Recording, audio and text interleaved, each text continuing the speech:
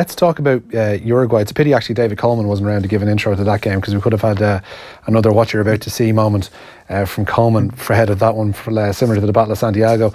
But Uruguay have found themselves in a quarter-final with France. Once again, I mean, we're perennially the people who talk about punching above our weight and being a country of only 3.5 million people, and isn't it great to be on the world stage, yada, yada, yada. Here's Uruguay, who are in with a chance, who knows, if a performance goes their way tomorrow, and a little slice of luck perhaps as well, could be en route to winning a third World Cup. I mean, what they continually achieve just defies description. It is. It does, and it's magnificent. And so much of this has to be well. And first of all, there is a historical tradition there. You know, Uruguay were the first kings of the global game. Their win in Paris, in France, in 1924 in the Olympics, that's the birth of modern football, because that's the moment when football starts to outgrow the Olympics. Hang on a minute, we've got to have a World Cup. We've got to have something that's open to amateurs and professionals. So they've got that tradition. But so much credit has to go to the coach, Tabárez, who took over in 2006. It's his second spell in charge. He's a very erudite, educated man, has an air of a philosopher. But he identified that in a globalised era, we can't cut it at club level. It ain't going to work. So we've got to use our national teams to identify players who are good enough to play top-class global football. That means players with speed of movement, speed of thought, speed of technical execution. And then we've got to develop them, and we're going to develop them because we know that they're going to, if they're any good, they're going to be sold abroad very early. So we have to create a bond with now. We have to really give them an intense crash course in the identity and the importance of that sky blue shirt that you see behind me.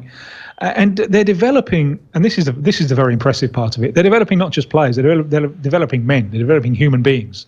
And they're big on values. Now, they don't want to be, they're no angels, and Tabárez takes great pleasure from the fact that they are hard to play against.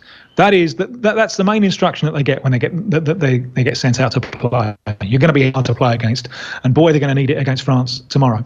But so far, in 4 games, and despite one of those games being really having to grind out a result against Portugal with one of the world's great players against them, so far in 4 games they've picked up a grand total of 1 yellow card. And that tells you something about the values and the discipline which are instilled in the side.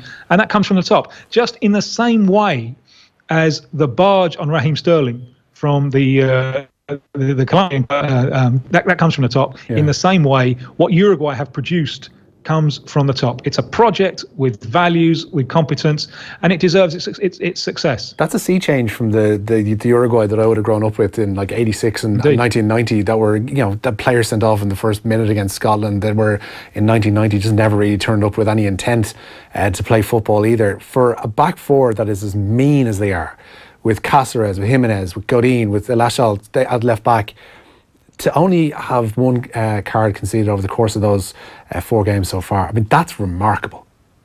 It is, and it's a figure that may well increase.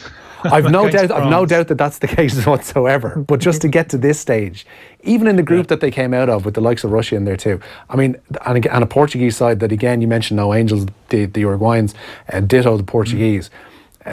To be that staunch and that hard to break down, and still to be that disciplined, is a very, very thin tightrope to walk, but it's a brilliant one to have if you're able to do it.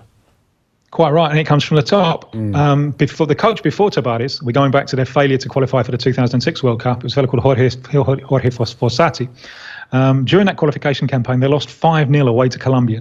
And Fossati went away and he had a think, and he came back and he said, I've identified the problem. We lost 5-0. We hardly picked up any yellow cards. That's not good enough. We're Uruguay. There should be more rebellious spirit.